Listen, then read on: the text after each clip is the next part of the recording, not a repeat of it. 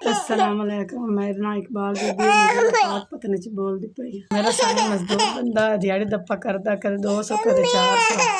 साढ़े निक्के निक्के बाल साढ़े को पक्खा को नहीं है। जावा पक्खा साढ़े को नहीं है। रात सवन लगे मच्छर बड़ा तंग करदा लेकिन हुण मेरी बच्ची रोंदी पई गर्मी दी वजह तो अजकदी ने पक्खा चावा साढ़े को नहीं। मेरे मियाँ औखा सौखा हो तो किस तरह पक्खा लिया।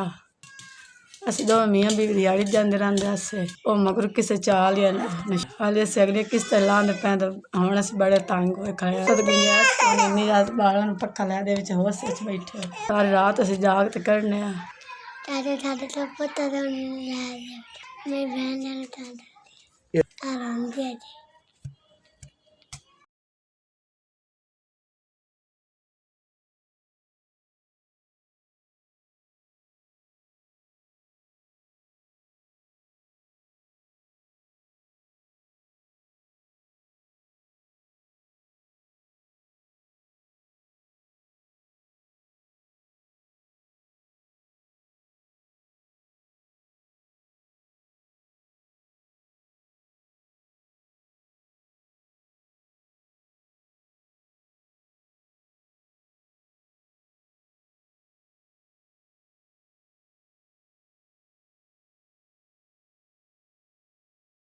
SBS थोड़ी तरफ संचार आजाद पक्का मिल गया।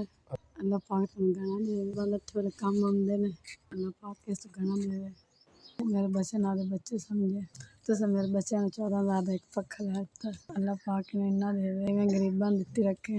SBS 12 महीने 30 दिन चल दे रहा गरीब थोड़े बड़े खुश हैं। अल्लाह पाक इस तो गाना दे गरीब दुआ दे सकने अल्लाह पाक इसका इन्ना दे गरीबां दित्ती रखे। SBS 14,000 अल्लाह पाक जाना दे।